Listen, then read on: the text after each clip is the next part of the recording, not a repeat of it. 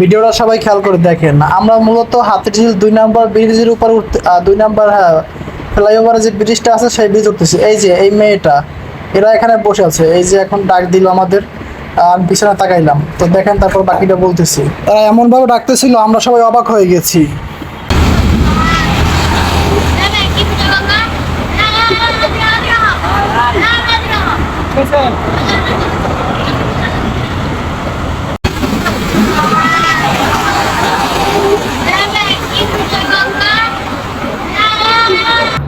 Hello, আসসালামু আলাইকুম দর্শক বন্ধুরা, আমরা আজকে চলে আসছি শুক্রবার বিকেল হাতিরঝিলে ঘোরার জন্য। তো এখানে এসে কিন্তু মর্মান্তিক ঘটনার সাথে কিন্তু আমরা সংযুক্ত হয়েছিলাম।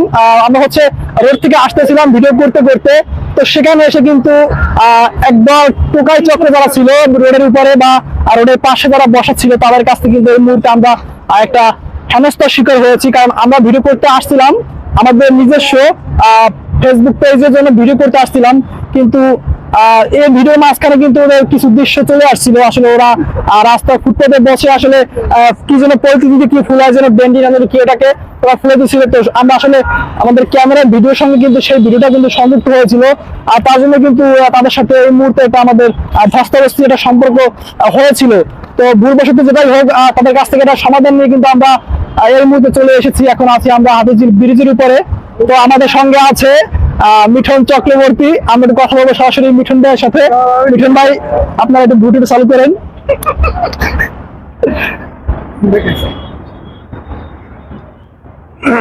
কি অবস্থা, কেমন আছেন ভাই? এই তো ভালো। ঘুরতে আসছেন এখন কোথায়, জায়গার নাম বলেন, আমি চিনি না। আমরা হাতিরঝিলে ঘুরতে আসছি। আচ্ছা, হাতিরঝিল কোন জায়গায় এটা? হাতিরঝিল তো মনে হয় আমি দেখতে পাচ্ছি সামনে একটা ব্রিজ আছে, মাঝখানে এই ব্রিজে আমরা আছি, তার পিছনে একটা ব্রিজ আছে। এই ব্রিজটার নাম কি? Over bridge. আচ্ছা ভাই, ভাই অনুভূতি ভোতা, আমরা একটু কথা বলবো। আমাদের সাথে আরেক ভাই আছে।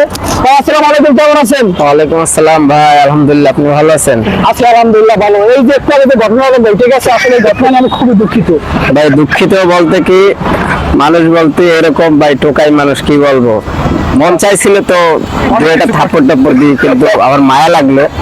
মেয়ে মানুষ, আরো বাবা খোর, ডেন্ডি খোর, এদেরকে কিছু বললাম না। মেরে ফাও হাত নষ্ট করে কোনো লাভ নাই, তাই রোজা রমজানের দিনে তাই আবার আসে বললাম, গ্যাঞ্জাম করে কোনো লাভ নাই। আচ্ছা, এই ঘটনা নিয়ে আসলে আমি খুবই হতাশ, কারণ তাদের সাথে এমন একটা খারাপ বিহেভ আসলে তারা করতেছিল আমাদের সঙ্গে। আমরা এতভাবে তাদের বোঝানোর চেষ্টা করছিলাম, আসলে তারা কিছুতেই বুঝতে পারতেছিলাম যে আমাদের কথা, যে আমরা আসলে তাদের কি বলতে চেয়েছিলাম।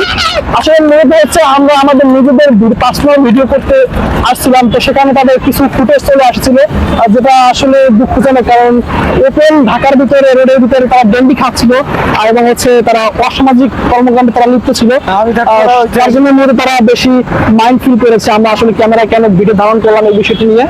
তো বলেন, এই বিষয় নিয়ে আর কি বলবেন?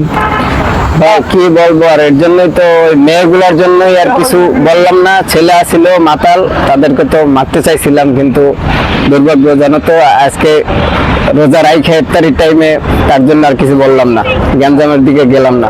ঠিক আছে, তো আমরা এখন বর্তমানে কোন ফ্লাইওভারে বা কোন ব্রিজের উপর আছি? হাতিরঝিলে 2 নম্বরের দক্ষিণ পাশে ফুটওভার ব্রিজের উপরে। আচ্ছা, ধন্যবাদ। আমাদের পাশে আর একটা ভাই আছে, আমরা তার সাথে কথা বলি। ভাই কচ্ছপটা দেখা। হ্যালো ব্রাদার, কই কচ্ছপ? বাইরে দেন। সত্যি? আচ্ছা, আমরা ভাইয়ের সাথে কথা বলি, ভাইয়ের সাথে আসলে পরিচয় না, ভাইয়ের সাথে প্রথমে একটা পরিস্থিতি করে নিই। ভাই মোহাম্মদ রশিদ। আমার নাম রাজুল ইসলাম, রাজু।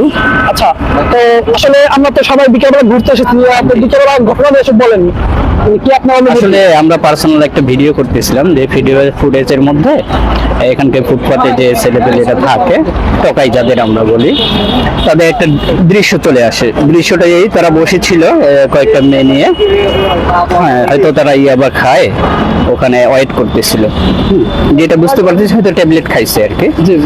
তো সেই ফুটেজটা আসার কারণে ওরা আমাদের উপর চড়া হয়েছিল। চড়া হওয়ার পরও আমরা ওদেরকে আমাদের যেটা ফর্মালিটিস মেইনটেনের মাধ্যমে ওদের শান্তশিষ্ট করছি। যদি আমাদের মন চাচ্ছিল যে ওদেরকে মানে গায়ে হাত তুলি বা কোনো কিছু করি, পরে চিন্তা করতেছি রমজান মাস, আর দ্বিতীয়ত কিছুক্ষণের মধ্যে আমরা ইফতার করব, হ্যাঁ এই জন্যই ওদের গায়ে কোনো হাত তোলা বা খারাপ ব্যবহার আমরা করি নাই, বরং ওরা অনেক খারাপ ব্যবহার করার চেষ্টা করতেছিল, আমরা তো সেটা কনভিন্স করার চেষ্টা করছি আর কি। তো আমি বলবো আমাদের এই যে হাতিঝিল ব্রিজে সবাই আমরা আসি, এখানে অনেক বখাটের ছেলে পেলে আছে যারা এই টাইমে ইয়াবা বা বিভিন্ন ধরনের নেশা জাতীয় দ্রব্য পান করার পরে এই ছোট ছোট ব্রিজগুলোর সাইডে বসে থাকে। অনেকের নিকট একা পাইলে ওদের সাথে খারাপ ব্যবহার করে, দ্বিতীয়ত চড়াও হয়। এটা আমি বলবো যে এটা সমাধা করা উচিত স্থানীয় যে প্রশাসন অথবা স্থানীয় যে ছেলে পেলে আছে, যেহেতু এটা লিটল ক্লিন একটা জায়গা, দৃশ্য সৌন্দর্য জায়গা, এটা আমরা দেখার জন্য আসি।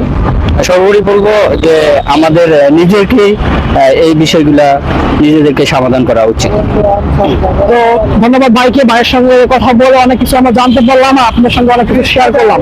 তো দর্শক শ্রোতা, এখানে আসলে যে মর্মান্তিক ঘটনা ঘটে গেছিল, আসলে কিন্তু এটা অনেকের সাথে কিন্তু ঘটে, যেমন আজকে আমার সাথে ঘটেছে। এর আগে আমি আরেকবার আসছিলাম, তো সে সময় কিন্তু এরকম একটা ঘটনার সাথে আমরা যুক্ত হয়েছিলাম। কারণ এখানে যে ফুটপাতে যে টোকাইগুলো রয়েছে বা যারা বসবাস করছে আশেপাশে, তারা কিন্তু আসলে আমাদের এখানে যারা দর্শনদারি করতে আসে তাদের কিন্তু হেনস্থার শিকার করে তারা।